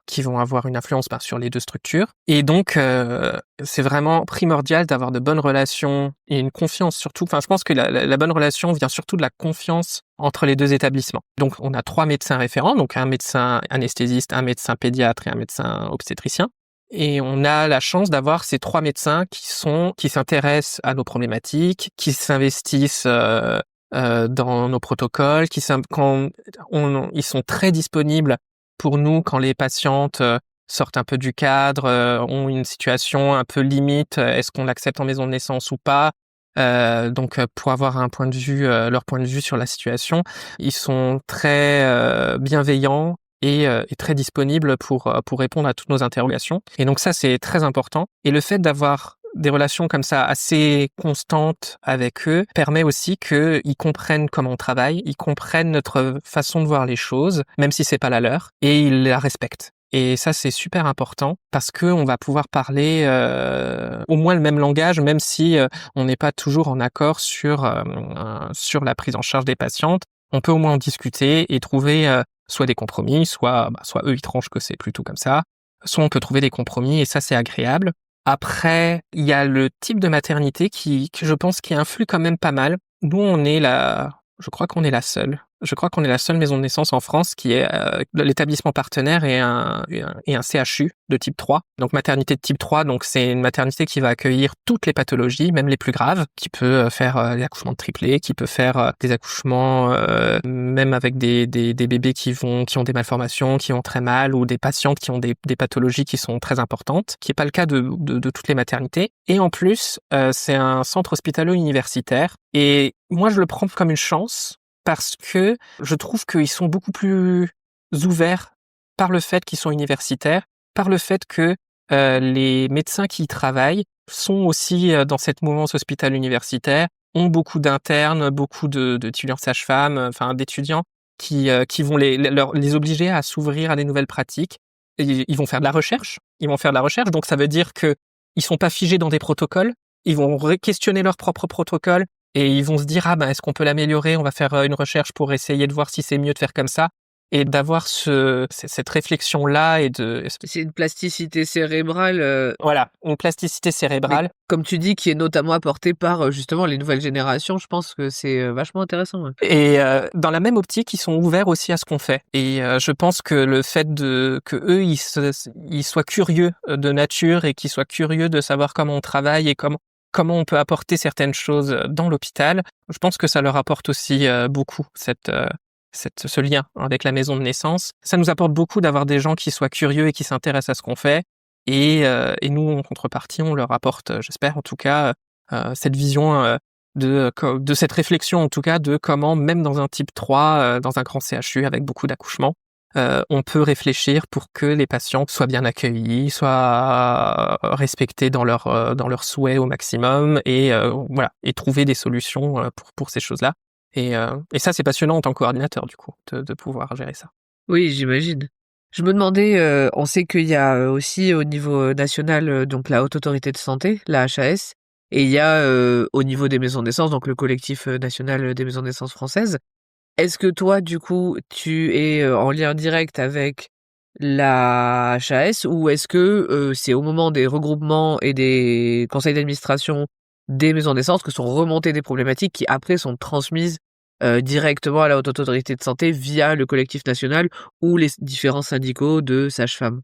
Effectivement, donc en dehors du fait que pour la maison de naissance en elle-même, il y a l'ARS et l'établissement partenaire avec qui on a beaucoup de liens. Les maisons de naissance donc sont dans un dispositif plus grand, plus large, qui est le collectif des maisons de naissance, qui va permettre ce collectif de faire du lobbying auprès des politiques, surtout pour faire changer les politiques. Donc lobbying évidemment dans le sens sans le sens des fois négatif qu'on peut lui en donner. C'est important de faire du lobbying. Il faut que les politiques connaissent la situation des maisons de naissance pour pouvoir défendre les maisons de naissance. Donc, il faut bien qu'il y ait quelqu'un qui aille voir les politiques et qui l'informe sur nos difficultés, sur ce qui va, ce qui marche bien et sur ce qui va pas et ce qu'il faut améliorer. Et effectivement, un des points, ça pourrait être sur lequel le collectif essaye de pousser, c'est que l'HAS essaye d'avoir des recommandations pour les maisons de naissance, notamment pour les critères d'accessibilité, par exemple, et qu'on uniformise au niveau national des recommandations pour savoir quel patient peut être accepté en maison de naissance et qui ne peut pas. Et voilà. Donc, par exemple, le collectif sert pas mal ça. Ok. Et donc pour en revenir un peu plus à toi, tu nous disais donc ta relation au CHU. Est-ce que c'est dans ce CHU du coup que t'es enseignant-chercheur ou est-ce que c'est uniquement à l'université? Enfin, tu vas pouvoir nous le dire. Et en fait, on a aussi la curiosité de savoir sur quels axes un peu plus précisément portent tes travaux et en quoi aussi la recherche que tu mènes pourrait contribuer à faire évoluer la place des maisons de naissance dans le paysage périnatal français. Là, vous me faites rentrer de nouveau dans la complexité d'être enseignant-chercheur en maïeutique et en étant sage-femme. C'est que, ce que j'ai dit précédemment, c'est qu'on était mono-appartenant. Ouais, Ce qui fait que je ne suis pas du tout enseignant-chercheur. Je n'ai aucun lien de travail avec le CHU. d'accord. Ah oui, ça peut même pas du tout. C'est pas mon employeur. Ah oui, d'accord. Alors, contrairement à voilà, mon employeur, j'ai un premier employeur qui est la maison de naissance. Et c'est mon second employeur plutôt, parce que je suis plutôt à 80% à la fac. Et même la fac, c'est pas mon employeur. D'accord. Je suis toujours officiellement sage-femme hospitalière à Épinal. D'accord, ok. Je me disais que peut-être dans le contexte du CHU, même si en effet, comme tu dis, vous êtes pas autorisé à, je me disais peut-être dans le cadre de certaines formations, tu sais, de mise à niveau, Oui. dans ce cadre-là. Mais pas du tout, du coup. Je n'ai aucun lien Ah ouais. avec le CHU, ce qui est plutôt pas mal et ce qui me permet d'être aussi un peu plus libre aussi peut-être en tant que Oui, coordination. oui. Ça serait un peu bizarre que j'ai les deux structures en emploi Oui. en tant qu'employeur. Donc en fait, le problème des statuts pour le moment, c'est pour ça que qu'on attend 2027 pour savoir à peu près comment on va être comment va évoluer notre statut, c'est que là pour l'instant, je suis mis donc je travaille officiellement à Épinal, je suis mis à disposition à la faculté pour faire mon travail d'enseignant-chercheur, mais ma fiche de salaire, il y a écrit sage-femme à l'hôpital Ah oui. à l'hôpital d'Épinal, quoi. Ah oui, c'est vraiment surprenant la façon dont c'est administrativement géré. Donc ça, c'est tant que je n'ai pas de poste universitaire, parce que là, en fait, une fois qu'on a un doctorat, il faut que on soit accepté par le CNU de notre profession, le CNU, Conseil national universitaire. Je suis pas sûr, voilà. Mais en tout cas, le CNU, c'est eux qui vont valider la possibilité d'être vraiment ce qu'on appelle maître de conférence et d'avoir un poste universitaire. Et une fois que on est qualifié, on appelle ça qualifié, on est qualifié dans notre CNU, on va pouvoir prendre les postes qui existent. Sauf que du coup, j'ai pas de poste qui existe. Je n'ai pas de poste qui existe pour le moment. Donc il y a je vous ai parlé de la réforme des études de sage-femme. Dans les études dans cette réforme, il va très certainement être inscrit que, par exemple, pour valider une thèse d'exercice de sage-femme, il faut être validé au CNU et avoir un poste universitaire à la fac. Donc, si on nous ouvre pas rapidement des postes universitaires, à un moment, ça va coincer. Bah oui. Et on va retourner en arrière et la profession de sage-femme qui se veut être complètement autonome va avoir besoin de nouveau des médecins parce qu'à l'université, les seuls qui ont un poste universitaire, s'il y a que eux, ça va être les médecins. Et on va de nouveau être dépendant, comme on l'était il y a 50 ans, on va être dépendant des médecins pour pouvoir être diplômé. Donc on veut éviter ça. Donc pour ça, on milite beaucoup auprès du ministère de la Santé actuellement pour qu'ils ouvrent des postes universitaires. Sauf que les postes universitaires, vous voyez bien le budget en ce moment comme on en parle. Des postes universitaires, ça coûte. Et donc chaque métier universitaire a envie d'ouvrir des postes universitaires. Donc voilà, on est tributaire du ministère de la Santé pour que ces postes s'ouvrent rapidement pour les sages-femmes pour qu'on puisse diplômer en thèse nos étudiants à partir de 2030, quoi. Wow. C'est bientôt. Oui, c'est bientôt, oui. Donc voilà, donc je patiente. Donc là, ma candidature est au ministère, donc j'attends le mois janvier-février pour savoir si j'ai ma place qui s'ouvre ou pas. Et je fais ça tous les ans, voilà, On te le souhaite. jusqu'à ce que je l'ai. Mais en attendant, ben oui, j'ai pas de lien avec le CHU, mais je suis en lien avec le CH d'Épinal parce que je suis toujours salarié du CH d'Épinal, officiellement. La question à la base, c'était donc... Qu'est-ce que c'est ta recherche aussi et si ça a un lien ou pas avec l'évolution des maisons de naissance? L'idéal, dans ma tête, c'est que, en tant que coordinateur de la maison de naissance, j'ai une expertise clinique et une expertise de terrain sur les maisons de naissance. Je devrais faire des cours sur l'accouchement physiologique, les maisons de naissance, voilà, et faire de la recherche sur l'accouchement physiologique, le suivi des grossesses physiologiques et les maisons de naissance. Ça, ce serait idéal, ça me ferait un beau triangle de recherche, enseignement et clinique. Sauf que du coup, ça marche pas comme ça, parce que comme on est des pionniers, on n'est pas beaucoup encore à être enseignants-chercheurs sage-femme, il n'y a pas de laboratoire de maïeutique. Il y en a à Paris.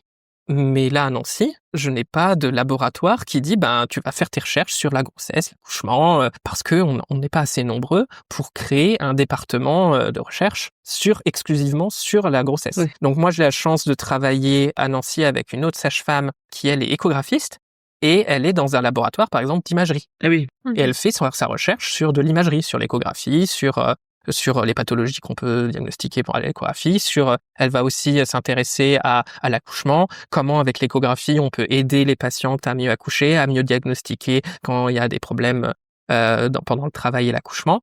Et donc elle travaille vraiment vraiment particulièrement sur la grossesse, l'accouchement et dans le cadre de l'imagerie. Mais sauf que moi je ne suis pas du tout échographiste et je suis vraiment très nul en échographie. Donc il faut surtout pas que je fasse de l'échographie. J'ai pas de vision dans l'espace assez poussée pour que je puisse faire de l'échographie. Et du coup, moi je suis épidémiologiste. Donc moi j'ai fait mon master et mon doctorat en épidémiologie.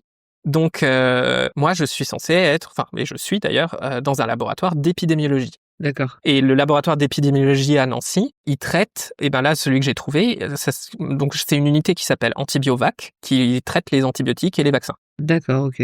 Et donc, voilà. Et alors, ce qui est très bien avec mon labo, c'est qu'il est très pluridisciplinaire et ils se vantent d'être, très pluridisciplinaire et il l'est. Donc, il y a des médecins, des pharmaciens, des psychologues, des infirmiers, voilà. Il y a vraiment un grand corps de métier. Il n'y avait pas de sage-femme encore, donc j'ai toqué à la porte en disant déjà j'ai fait mon master chez eux et en plus j'ai dit voilà, vous êtes pluridisciplinaire mais vous n'avez pas de sage-femme. Antibiotiques et vaccins et grossesse, ça peut être très intéressant.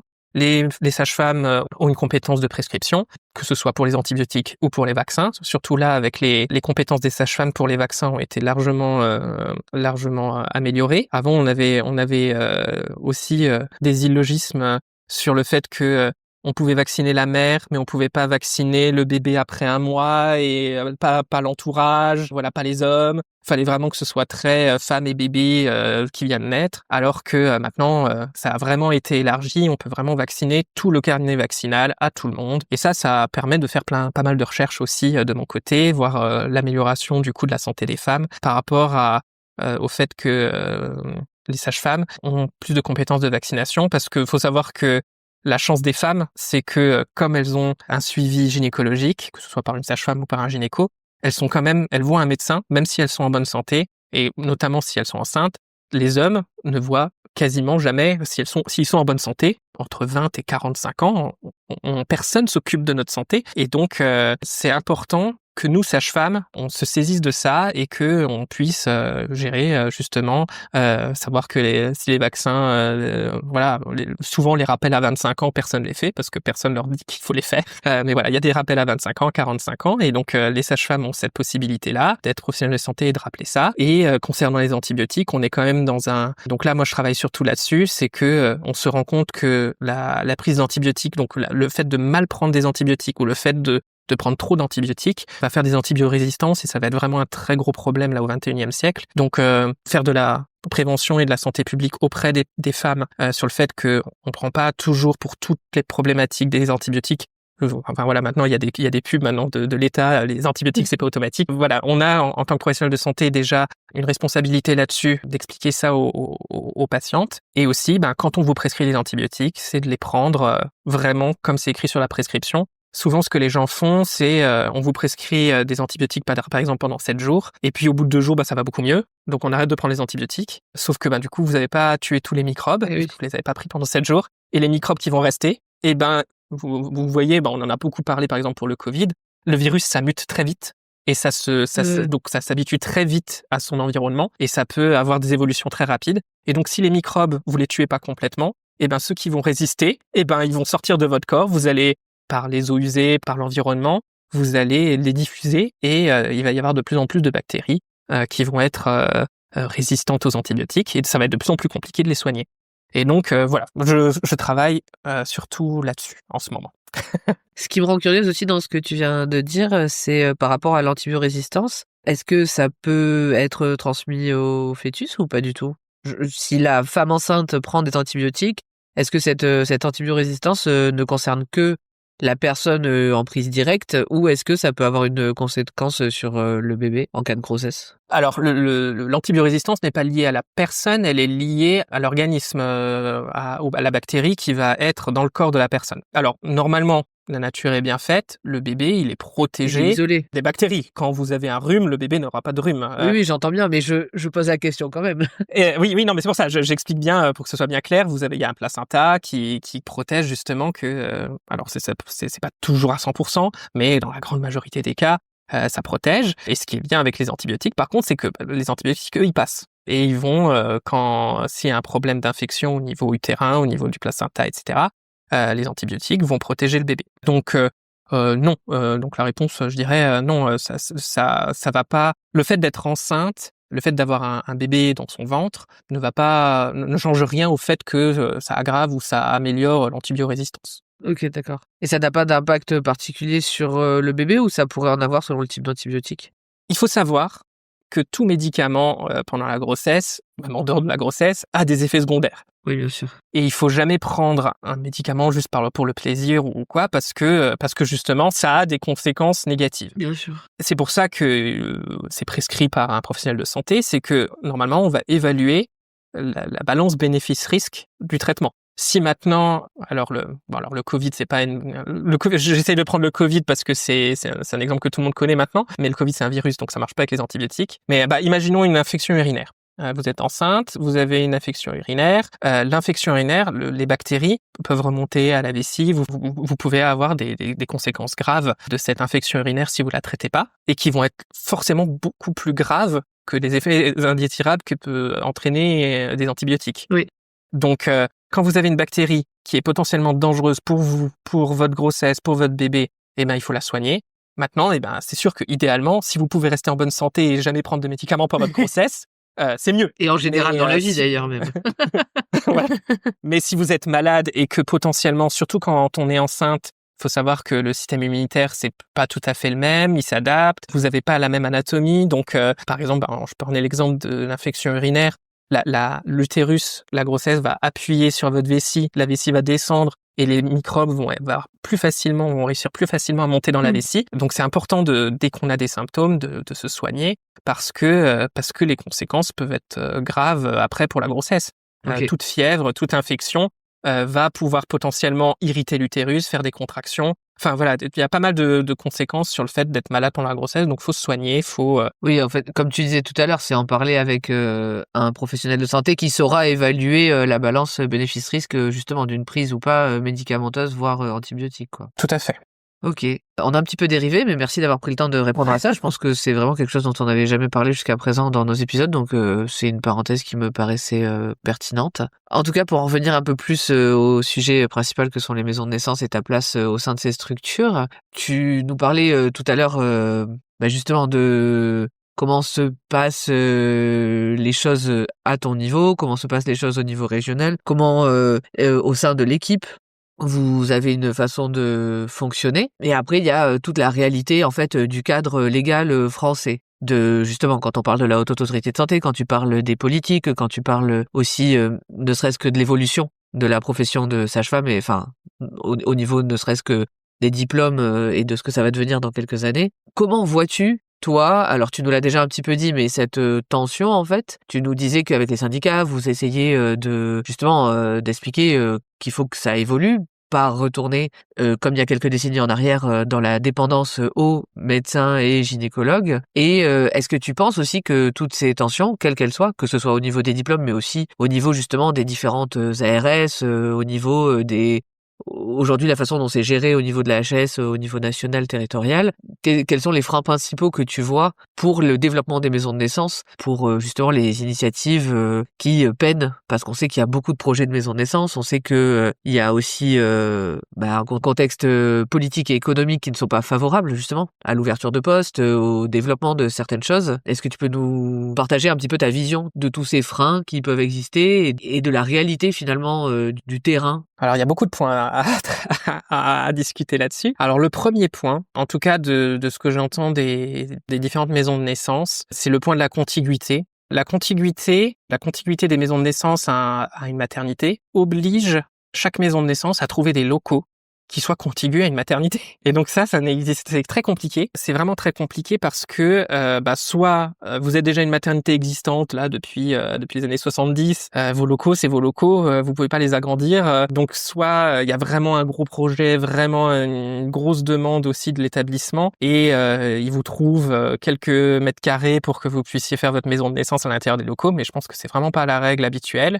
J'ai l'impression que vraiment on va profiter peut-être d'une rénovation d'un hôpital ou bien de la construction d'un nouvel hôpital pour se dire on va en profiter pour construire une maison de naissance pour faire un projet à ce moment-là. Mais voilà, même se dire on va prendre un bâtiment qui va être en face de la rue où ça fonctionne pas, il faut que ce soit contigu. Et donc ça peut être un vrai frein, tout en se disant que cette contiguïté nous permet d'avoir énormément de sécurité. Donc voilà, notre problème en France de la législation, c'est qu'à partir du moment où vous avez une route à traverser, où vous avez quelque chose, c'est le SAMU qui doit vous transporter.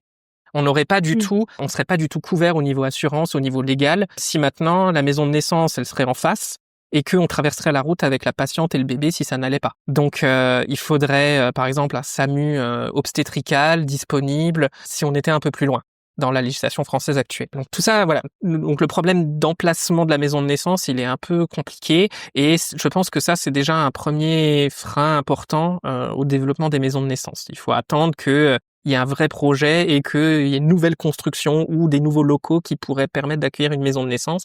Et ça, c'est pas tous les jours et donc ça met du temps du coup à faire développer les maisons de naissance. Donc ça, c'est les locaux. Peut-être une petite aparté sur la contiguïté. La contiguïté, par contre, au fur et à mesure que je travaille maintenant en maison de naissance et que j'ai de l'expérience sur comment ça se passe, comment on travaille, etc., la contiguïté nous permet d'avoir une réelle sécurité des patientes. Et il y a eu beaucoup de débats quand justement quand on a discuté de ce mot contiguïté dans la loi, et c'était compliqué de convaincre certains professionnels de santé, certains politiques, qu'une maison de naissance soit suffisamment sécurisée pour accueillir les patientes. Donc là maintenant avec la pérennisation, déjà avec l'expérimentation et maintenant avec la pérennisation, on a 10 ans de recul, on voit bien que les maisons de naissance sont sécures. Et la contiguïté permet d'être vraiment à côté du bloc opératoire, des médecins, s'il y a quoi que ce soit qui arriverait, qui nécessiterait une action de médecin ou d'être dans un bloc opératoire, on est vraiment juste à côté.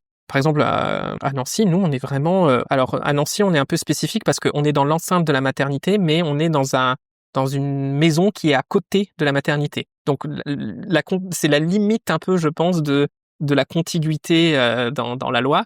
C'est qu'on est quand même dans l'enceinte de la maternité, mais on n'a pas les murs qui sont collés à la maternité. On doit quand même traverser un petit peu dehors. C'est intéressant ce que tu dis parce qu'en effet, c'était quelque chose que j'aurais voulu qu'on précise, et c'est qu'en effet, il y a certaines maisons de naissance, et le cas à Castres aussi, où la maternité, du moment qu'elle est sur le complexe hospitalier, comme tu dis, en fait, tu peux marcher sur le parking et tout, ça ne va pas nécessiter justement cette fameuse intervention de SAMU, mais voilà, la contiguïté ne veut pas dire forcément être dans les locaux ou murs collés aux locaux. C'est vraiment le fait d'être dans le complexe et moins de 300 mètres, je crois. Il y a une distance aussi, parce qu'un complexe peut être très grand aussi. Oui, oui, tout à fait. Donc voilà, je pense que c'est ça, c'est qu'on est vraiment dans la limite et on a dû à ce moment-là assurer à l'ARS, à l'État, que on mettait très peu de temps pour transférer, que ça ne ça n'avait pas d'incidence, on n'avait pas perte de chance pour les patientes. On est quoi? On doit être à 30 mètres. On doit être à 30 mètres de la maternité, quoi. Donc voilà, que ça ne pose pas de soucis et que les transferts sont sécures. Donc à partir de là, voilà, je me pose la question en tant que coordinateur de se dire, on a des protocoles. Souvent, on dit les maisons de naissance, il y a très peu de médicalisation et tout ça. Alors peut-être dans le regard des patientes, et tant mieux si elles se sentent pas trop submergées d'instruments et de machines. Mais au final, j'ai l'impression, enfin moi, de mon regard de coordination, on est très médicalisé dans le sens où on a énormément de protocoles, de règles à suivre. Voilà, rien que les critères d'accessibilité, il y a vraiment pas beaucoup de femmes qui respectent les critères d'accessibilité jusqu'au bout. Je sais pas si ça vous l'avez dans d'autres podcasts, mais Oui. je pense qu'au niveau statistique, en tout cas, entre les patientes qui sont réfutées parce qu'elles ne respectent pas les critères de base d'accessibilité, les patientes qui vont avoir des pathologies qui vont se déclarer pendant la grossesse ou pendant le travail et l'accouchement, il y a finalement la moitié des femmes qui s'en vont au cours du suivi. Ça a fait l'objet justement du dernier épisode de Sage-Femme de cette même thématique où justement on a plus détaillé ce pan-là des contraintes. Lors du dernier congrès des maisons de naissance organisé là par le collectif, on s'est rendu compte qu'on était en fonction de notre géographie, des patientes aussi qui souhaitaient venir à la maison de naissance. On n'a pas du tout les mêmes caractéristiques de patientes, par exemple, en fonction si on est parisien, si on est plutôt dans la campagne ou si on est dans une grande ville mais pas parisien.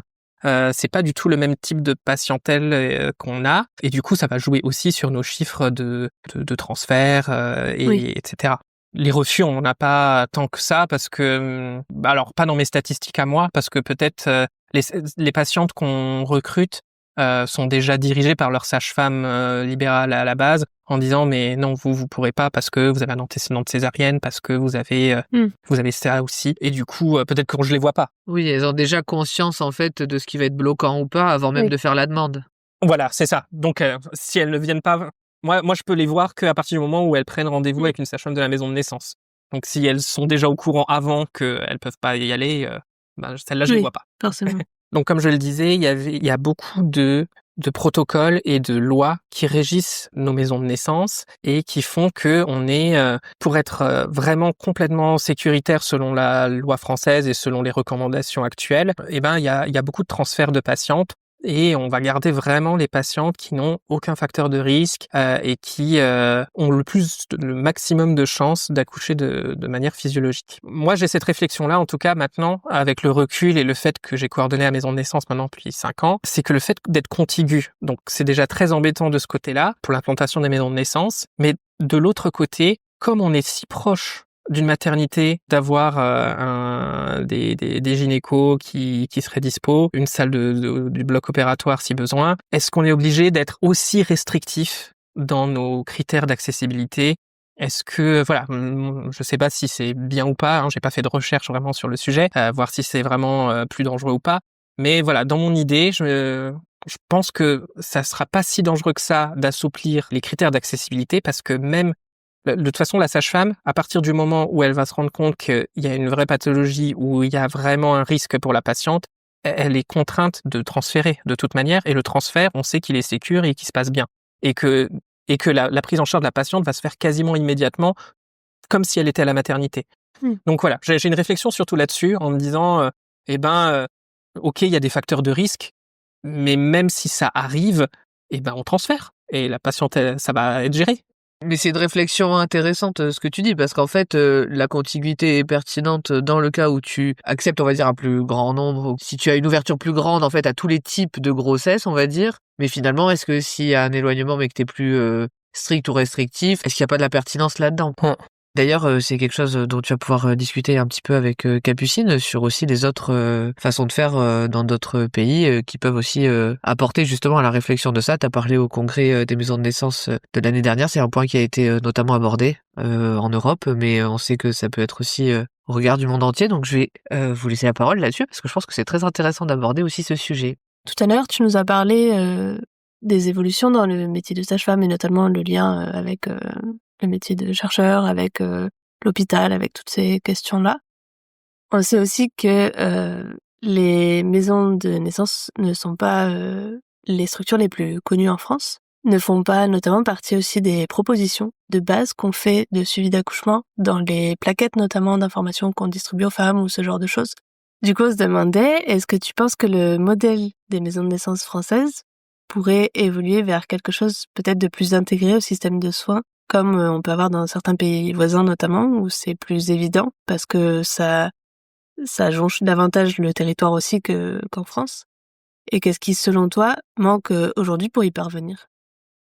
Alors j'ai pas la prétention de connaître beaucoup comment fonctionnent les maisons de naissance dans les autres pays. Ce que je sais, c'est que la situation en France, notre grande chance, nous sages-femmes françaises, c'est que c'est nous qui avons les compétences les plus larges. Je pense pas me tromper en disant au monde. Ailleurs, dans d'autres pays, les sages-femmes n'ont pas le droit de prescription. Les sages-femmes ne sont pas considérées comme un métier médical. Ça peut être parfois une spécialisation d'infirmière. Il faut que dans la profession de sage-femme, on exploite davantage cet avantage-là, d'être beaucoup plus autonome, d'être beaucoup plus... Tant que la grossesse est physiologique et qu'elle rentre dans les compétences des sages-femmes, tant qu'il n'y a pas la nécessité, une pathologie suffisamment importante qui nécessite d'être suivie par un médecin, les sages-femmes sont totalement autonomes, ce qui n'est pas du tout le cas dans les autres pays. Donc déjà de ce point de vue-là, je pense qu'on a quelque chose à jouer, à montrer que dans le système actuel français, la place de la sage-femme doit vraiment être centrale dans la santé des femmes. Mais on le voit dans les évolutions. Le problème, enfin c'est mon point de vue, mais le problème, c'est que trop souvent, les avancées de la profession de sage-femme sont liées au fait qu'il y a un manque de médecins.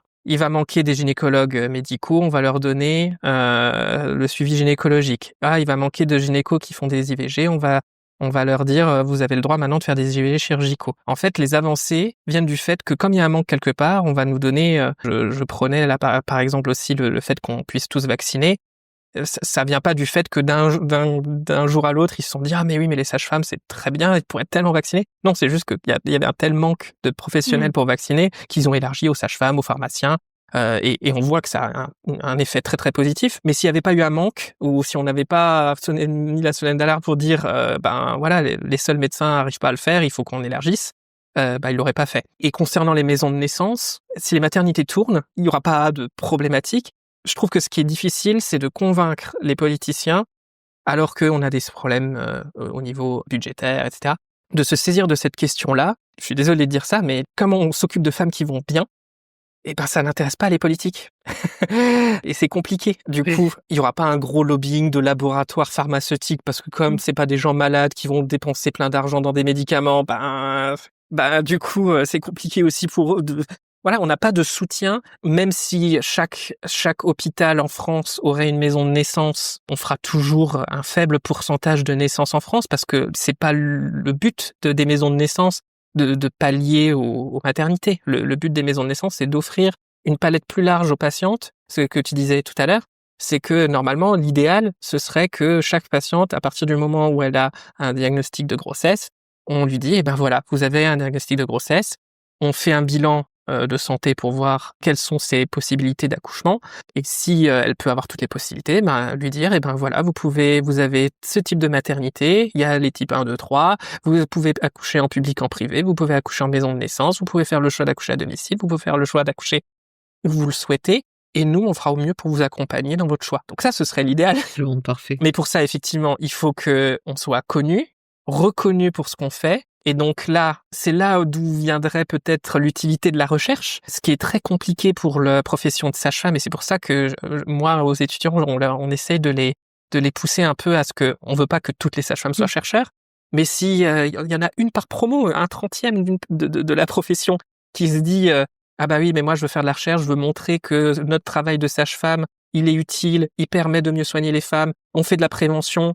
Les maisons de naissance, ça rapporte de l'argent à l'État parce que du coup, il y a moins d'hospitalisation. L'hôpital coûte cher. Surtout, vous êtes une femme jeune en bonne santé, vous venez d'accoucher, faire 3 jours d'hôpital, ça coûte très cher à l'État. Alors qu'en maison de naissance, vous sortez tout de suite. L'État va juste payer la cotation de la consultation sage-femme les 3 premiers jours. Et voilà, donc vous parlez de milliers d'euros quand vous accouchez à l'hôpital et de une centaine d'euros quand c'est une sage-femme qui s'occupe de vous à la maison. Donc je pense que c'est aussi une grande partie du fait que les maisons de naissance ont été légalisées en France. c'est que voilà, il faut montrer que chaque maison de naissance ouverte fait gagner de l'argent à l'État, que ça permet aux patientes d'être bien suivies, qu'on n'est pas insécure et qu'en plus ça permet aux patientes qui le souhaitent d'avoir l'accouchement qu'elles désirent. Donc voilà, j'aimerais dans l'idéal en tout cas que ce soit que tout ça soit dans les têtes de tout le monde, mais effectivement on est encore peu de maisons de naissance en France. Peut-être qu'on fait pas assez de publicité, je sais pas, je me remets souvent en question qui doit, alors déjà auprès des professionnels, parce que si vous voulez que les patientes viennent en maison de naissance, il faut que je sais pas qui elles vont voir en premier, mais soit leur gynéco habituel, soit leur médecin généraliste, soit leur sage-femme libérale. S'ils ne savent pas ce qu'est une maison de naissance et voilà, c'est compliqué qu'ils en fassent la publicité auprès des patientes. Donc, je pense qu'il y a déjà un gros travail de formation des professionnels. Ça, je fais mon petit bout de travail en faisant plusieurs heures quand même de cours sur les maisons de naissance et sur la manière de travailler en maison de naissance. Donc, je sais pas si toutes les écoles de sage-femme le font. Après, il y a des maisons de naissance qui militent pour ça, notamment, tu vois, à Castres, il y a eu une vague de sages-femmes qui est allée informer les professionnels de santé de l'existence de la maison de naissance, parfois c'est un choix de la part des professionnels de ne pas en parler, et parfois c'est une non-connaissance des structures alentours aussi. Et du coup, elles ont fait plusieurs vagues de discussions auprès des professionnels locaux pour justement faire ça et en discuter. Ça, au niveau local, je trouve ça bien, mais comme disait Julien, la question se pose aussi au niveau national, qui est censé aussi porter ce genre de voix, de discours, de connaissances au grand public. Et après, on en parle aussi, pour le coup, dans l'autre épisode de la même thématique, là, sur l'épisode sage-femme de la même thématique, où on discute aussi du point de dans quel dilemme peuvent se retrouver aussi certains professionnels de la santé en perdant toute une patientèle aussi, en réorientant vers la maison de naissance. Enfin, c'est un point qu'on aborde et qui est intéressant aussi. Les sages-femmes libérales notamment, oui.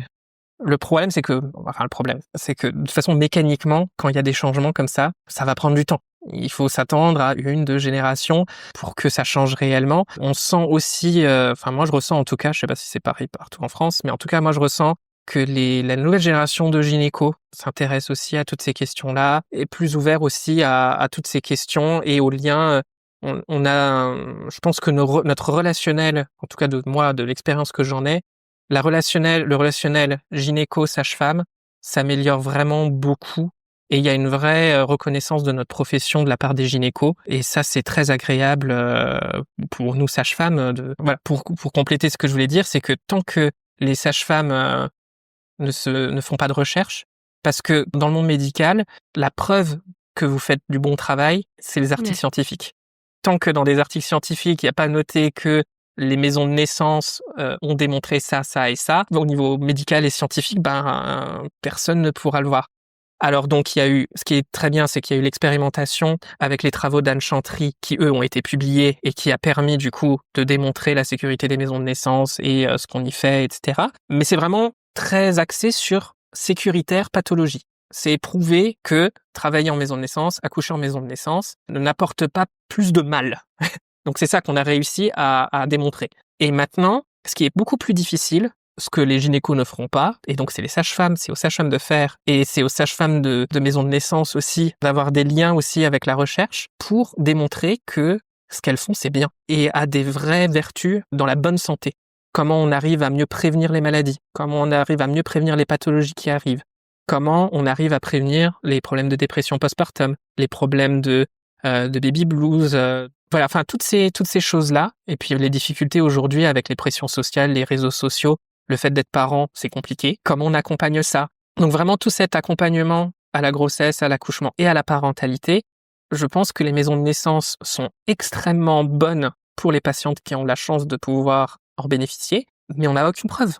Il n'y a aucune recherche qui est faite là-dessus, parce que le monde des maisons de naissance et le monde de la recherche, il y a un lien qui ne se fait pas. Alors là, il y a aussi beaucoup de freins, parce que c'est le même frein que ce que je vous ai dit tout à l'heure. Par exemple, sur les cancers, il y a énormément d'argent.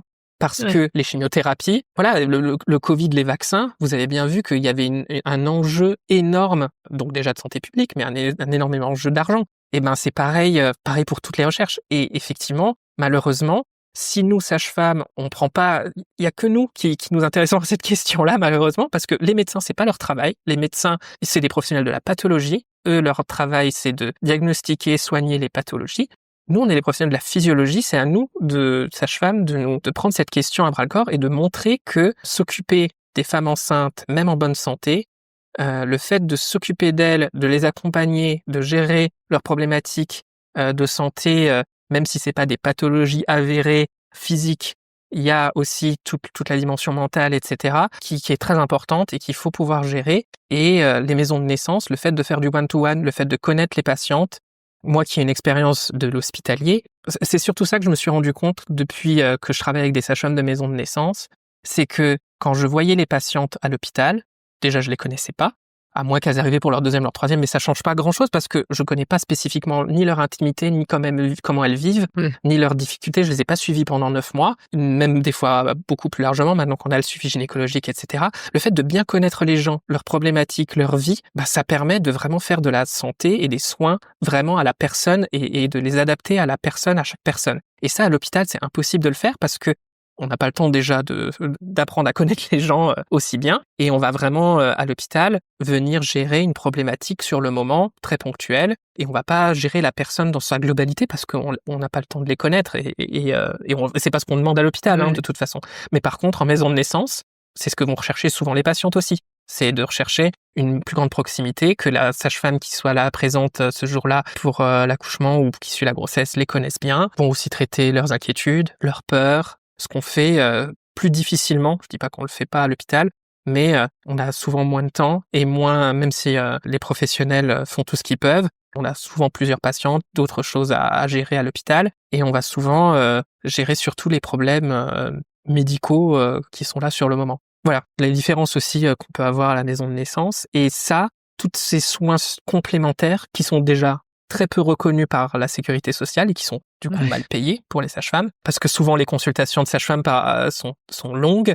Le fait aussi de prendre le temps de discuter, de conseiller, tout ça, c'est pas des actes qui sont gérés par la sécurité sociale. Tout ce qui est conseil, tout ce qui est gestion de l'allaitement, voilà, on va avoir une consulte, mais dans cette consulte, il y a l'examen clinique, il y a tout ce qui est très actes médicaux, mais il y a aussi toute cette partie qui est beaucoup plus longue, qui est les conseils, la gestion des craintes, des inquiétudes, et ça prend beaucoup plus de temps. Et ça, par contre, je pense que ça a un impact très positif sur les patientes, mais c'est très peu étudié, démontré. Et ça, c'est vraiment le futur travail des sages-femmes chercheurs, c'est de montrer que la prévention et le fait de s'occuper des gens de manière individuelle va vraiment améliorer la santé des gens. Mais c'est très difficile à prouver déjà aussi. On en discute beaucoup de l'impact sur le postpartum, notamment sur la dépression du postpartum, et d'avoir eu un suivi global et d'avoir pu aussi, peu importe l'expérience d'ailleurs qu'on a vécue à l'accouchement, on en parle régulièrement aussi dans notre podcast, ça peut être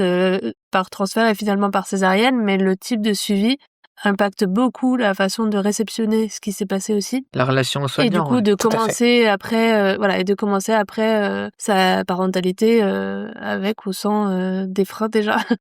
Et du coup, oui, il n'y a pas d'études qui parlent de cet impact-là. C'est pas qu'il y en a pas, c'est qu'il y en a peu. Oui, il y en a très peu et elles sont pas si accessibles que ça. Ouais, c'est ça. C'est ce que tu disais, en fait, le côté financier pèse beaucoup dans finalement l'accessibilité à la recherche, quelle qu'elle soit. Et forcément, étudier la bonne santé, la physiologie ou ce genre de choses, oui, ça rapporte peut-être moins d'argent.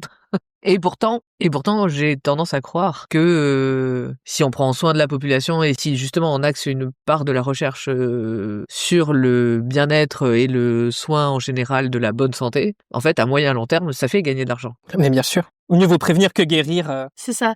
C'est la médecine chinoise, non, qui dit qu'on soigne pas la maladie une fois qu'elle est là, on prend soin du corps avant que la maladie arrive. Tout à fait. Mais c'est des philosophies et des cultures qui sont pas aujourd'hui intégrées chez nous, en tout cas qui, comme disait Julien tout à l'heure, peut-être sont en mouvance, mais ça prend du temps en fait. Oui, mais les transitions sont toujours complexes, comme tu disais. Même rien que la transition, rien que administrative, par exemple, du poste de sage-femme, du métier de sage-femme qui demande plus d'années d'études. Qu'en est-il de ceux qui n'ont pas ce doctorat? Qu'en est-il? Rien que ça, au niveau administratif, il y a toute une transition à gérer qui est complexe. Alors quand on parle d'une transition philosophique ou culturelle, on est encore sur une autre dimension qui prend plus d'années et de décennies parfois à se mettre en place. Et de générations, j'ai envie de dire, parce que souvent c'est aussi la transmission de génération en génération qui fait. Bon, Pour faire un point sur tout ça, depuis tout à l'heure, on parle beaucoup de freins. Tu nous parles de freins, que ça soit à faire du one-to-one à l'hôpital, que ça soit que les maisons de naissance soient reconnues, que ça soit en tant qu'homme sage-femme à trouver une place, que ça soit... Enfin voilà, il y a beaucoup de questions de freins et du coup, dans notre podcast, on aime finir quand même par certaines questions un peu conclusion et surtout sur le message que tu aimerais adresser à celles et ceux, mais peut-être surtout aux hommes. On va profiter peut-être de cette possibilité que tu t'adresses aux hommes parce qu'on a tendance aussi à moins s'adresser peut-être à eux et qui envisagent le métier de sage-femme d'abord et peut-être encore plus en maison de naissance et qui n'osent pas encore se lancer. Quel message t'aimerais leur transmettre? Déjà pour la profession de sage-femme, alors qu'on soit un homme ou une femme, si on est motivé par soigner les gens et être empathique envers les gens et les respecter et avoir envie de vivre des choses extraordinaires avec des gens chouettes. Je trouve que le métier, même les métiers juste de la santé, parce que le monde médical, pas que sage-femme, mais moi je travaille dans une fac de médecine. Il y a 85-90% de femmes. Les médecins, dans 20 ans, il y aura que des femmes. Il y aura très peu d'hommes parce que les métiers de la santé sont actuellement, je sais pas pourquoi, mais en tout cas, moi je vais être optimiste sur ce que va devenir nos métiers de santé plus tard. Parce qu'en ce moment, on parle souvent c'est difficile à l'hôpital. Les métiers de la santé, c'est vraiment quelque chose de difficile. Et je pense que si on fait pas attention, nos métiers vont vraiment plus être désirables. On va plus avoir envie de les faire. Et c'est vraiment dommage parce que c'est des métiers vraiment, vraiment, vraiment des beaux métiers, des métiers où on se sent utile, on sent qu'on fait quelque chose d'important pour les gens. Surtout en tant que sage-femme, on sait qu'une fois que la personne qui est là pour la grossesse, pour l'accouchement, on l'oublie pas.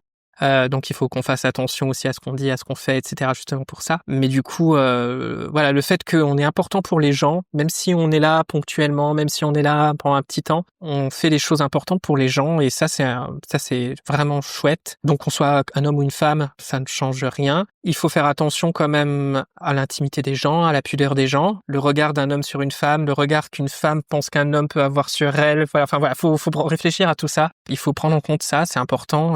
On a malgré tout pas le même regard, qu'on soit un homme ou une femme, sur les choses. Et c'est intéressant de l'apprendre aussi, d'être souvent avec des femmes. Moi, j'ai beaucoup appris. On a beaucoup, alors peut-être moins, j'espère en tout cas moins dans notre société actuelle. On en parle beaucoup des différences de genre, de pas trop que la société a beaucoup genré pendant longtemps les attitudes, les métiers, les façons de faire. Et du coup, voilà, le fait d'être sage-femme me permet de vraiment mieux comprendre le point de vue des femmes, même si j'en suis encore loin et il y a des choses que je comprends toujours pas. Mais on sent bien que, par contre, ma génération, je me rends compte des préjugés sexistes qu'on peut avoir, même si c'est à bas bruit. Des fois, des petites choses. Là, je me rends compte maintenant que j'élève mes propres enfants, ouais, je me rends compte qu'il y a encore beaucoup de choses à faire sur ces éléments-là. Et donc, j'essaie de pas influencer. Moi, j'ai une fille et un garçon. J'essaie de pas du tout les influencer sur le métier qu'ils peuvent faire, que ce soit une fille, un garçon, ils peuvent faire tous les métiers qu'ils souhaitent. Et je pense que c'est pareil pour tout le monde, en fait. Si ça vous plaît, si vous pensez que vous vous épanouirez dans ce métier-là, que vous soyez un homme ou une femme, ça ne change pas grand-chose. Et ensuite, les hommes sages-femmes, est-ce qu'ils peuvent travailler en maison de naissance? Bien sûr. Est-ce que je les inviterai à le faire? Évidemment. Moi, alors, c'est vrai qu'on n'en a pas parlé avant. J'ai eu pendant longtemps, et je pense que je l'ai encore, cette petite peur-là. Ça me rassure de travailler en hospitalier ou de travailler là pour l'université, enfin peu importe, de pas travailler en libéral, parce que autant en hospitalier, je vous ai dit, il y avait cette idée que les femmes, quand elles viennent, ok, elles vont être surprises, mais on va faire au mieux pour que ça se passe bien, mais voilà, elles ont pas trop le choix, ça va être moi. Autant en libéral, j'ai toujours eu cette peur quand même de me dire, est-ce que les femmes vont venir? Oui. Est-ce que ça va fonctionner? Donc voilà. Donc je sais pas. Oui, c'est une peur légitime, quoi. J'ai cette peur-là. Donc c'est peut-être pour ça aussi que je me suis jamais trop lancée en libéral. Donc voilà. Donc je sais pas de ce côté-là ce que ça peut être, mais je pense que ce que je disais tout à l'heure, à partir du moment où vous êtes, enfin, une des choses qui marche très très bien quand même, c'est le bouche à oreille, quoi. Et les femmes parlent beaucoup entre elles. Et à partir du moment où, même si au début ça fonctionnerait pas, il suffit qu'il y en ait quelques-unes qui viennent et puis qui en parlent à d'autres, qui en parlent à d'autres, qui en parlent à d'autres. Et au fur et à mesure du temps, ça marchera. Donc voilà, j'ai une peur qui est comme ça, qui est voilà, peut-être irrationnelle. Mais je suis quand même persuadé de ça, de me dire qu'à partir du moment où on est un bon professionnel, qu'on fait du bon boulot, à un moment ça marche, quoi. Ouais, surtout dans la santé où je pense que on saurait faire d'autant plus aux expériences des autres parce que être dentiste, ça va rien dire en fait. Il peut y avoir différents types de dentistes, plus ou moins bienveillants, plus ou moins agréables. Donc forcément, le bouche à oreille fonctionne vachement bien dans le soin, en effet. Et je pense d'ailleurs que c'est un truc qui est de plus en plus aussi répandu, d'aller chez quelqu'un en qui on a confiance ou quelqu'un qu'on nous a recommandé.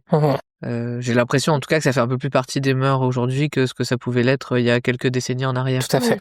De vraiment se conseiller des choses. Oui, parce qu'on défend davantage le fait de se respecter et de pouvoir être respecté par le professionnel. Exactement. Et du coup, dans ce contexte-là, on y prête plus attention, quoi. Tout à fait. Comme disait Capucine, on aime bien conclure par des petites questions un peu plus générales et je vais te poser la question qu'on a posée depuis plus de 80 épisodes maintenant à tous nos invités. Si tu avais un conseil ou une astuce à donner à des gens qui se préparent à un accouchement physiologique, quel serait-il? Ce qui me vient en premier, parce que c'est vraiment moi en tant que parent, et ce que je ressens aussi en tant que sage-femme quand j'ai soigné longtemps les gens et que quand j'en discute aussi à la maison de naissance, c'est que être parent, c'est apprendre à perdre le contrôle, surtout. C'est que vous ayez alors tout le monde a le droit de rêver d'un accouchement idéal, de rêver d'un bébé idéal. Il faut juste s'accorder le fait que ça n'arrive pas, surtout pour la grossesse, l'accouchement et encore plus pour la parentalité, ça ne se passera pas comme vous l'imaginez. Il faut accepter. En fait, il faut se préparer à ce que c'est chouette d'avoir un idéal, c'est chouette d'avoir des rêves, c'est chouette d'imaginer la grossesse parfaite, l'accouchement parfait, le parent parfait, D'avoir un objectif. le parent parfait qu'on sera, mais que ça se passera pas comme ça. faut essayer de l'accepter et surtout de pas s'en vouloir et de ne pas se reprocher ni à son corps, ni à celle ou celui qu'on est, de ne pas être à la hauteur des espérances qu'on pouvait imaginer de soi au moment-là. Que ce soit la grossesse, l'accouchement, c'est fatigant, c'est éreintant, ça bouscule aussi notre manière de voir le monde, de voir la famille, de voir les gens qu'il y a autour de nous. On nous traite plus de la même manière. Quand on est parent, c'est exactement pareil. On n'est plus du tout l'être qu'on était peut-être adolescent ou jeune adulte quand on était libre de tout et qu'on n'était pas responsable d'un être humain. Et après, comme je disais déjà avant, il y a tous les préjugés et toute la pression de la société, et surtout exacerbée maintenant avec les réseaux sociaux. Ne vous laissez pas influencer par ça ou détruire par une image idéalisée du parent ou de la grossesse ou de l'accouchement. Et faites ce que vous avez envie, faites au mieux, faites ce qui vous plaît. Et si ça marche pas comme vous voulez, il faut réussir à faire le deuil et surtout pas s'en vouloir et dire que même rien que de faire déjà la démarche d'aller dans une maison de naissance, de se dire je veux ça pour moi, pour mon enfant, pour mon couple, pour ce que voilà. Et c'est déjà un pas. Plus vous en ferez, mieux c'est. Mais si vous faites des pas à côté ou dans une direction différente, ce sera peut-être tout aussi bien. Et vous savez pas comment ça se serait passé si ça se serait autrement. Donc faites profiter de la vie comme elle vient et voilà. C'est un beau conseil, merci. Mais ce que j'aime bien dire, c'est que c'est l'enfant qui écrit son histoire aussi et qu'il faut l'accepter parfois. Et on n'est pas dans le contrôle de ce genre de choses. C'est Tout vrai. à fait. En tout cas, merci beaucoup Julien d'avoir pris le temps de répondre à toutes nos questions aujourd'hui, d'être rentré dans le détail de tout un tas de sujets qu'on n'avait pas eu l'occasion d'aborder, que ce soit au niveau de la recherche, que ce soit au niveau du poste de coordination en tant que tel, et aussi tous les tenants et les aboutissants de ce que ça peut être d'être dans un milieu féminin, d'être un sage-femme, un pourcentage réel de cette population qui pourtant est là pour prendre soin des femmes, des bébés, les accompagner dans tout ça. C'est vraiment précieux de pouvoir entendre la vision globale que tu nous as partagée aujourd'hui, qui est à la fois ancrée sur ton expérience de terrain et aussi sur tes réflexions sur l'avenir des maisons de naissance, ou en tout cas ce que pourrait être cet avenir. Tous les échanges qu'on a eus aujourd'hui nous rappellent combien il est important de continuer à penser à l'inclusion, à la diversité des parcours et aussi à l'accessibilité de ces lieux pour toutes les familles, tous les parents qui le souhaiteraient. Tout ce que tu nous as dit aussi sur justement les éventuels freins ou en tout cas tout ce qui pouvait être réfléchi sur la pertinence de ce que c'est aujourd'hui et de ce que ça pourrait être demain. C'était vraiment intéressant, merci. Et évidemment, à toutes nos auditrices et auditeurs, n'hésitez pas à partager cet épisode s'il vous a touché, si vous pensez que ça peut aussi aider à faire parler des maisons de naissance et à ouvrir un petit peu toutes ces pistes de réflexion pour l'avenir du droit des femmes et de l'accessibilité à toutes ces formes de soins pour chacun et chacune. En tout cas, on se retrouve très bientôt pour un nouvel épisode, toujours autour des maisons de naissance bien sûr, et de celles et ceux qui les font vivre. Au revoir Julien, et à bientôt. Au revoir et merci. Avec plaisir. Au revoir Julien. Vous venez d'écouter le podcast Par voix basse à voix haute. Votre aide est essentielle. Si vous aimez notre travail, dites-le en partageant cet épisode, en nous laissant un commentaire ou en cliquant sur j'aime. Retrouvez-nous aussi sur Tipeee si vous souhaitez soutenir notre projet financièrement sur la page Tipeee/Par voix basse à voix haute. N'hésitez pas à vous abonner si vous voulez être notifié des prochains épisodes. Merci encore d'être là avec nous et d'écouter ces moments de vie uniques et intenses. Et souvenez-vous, il n'y a pas de bon accouchement. L'histoire qui compte, c'est votre rencontre.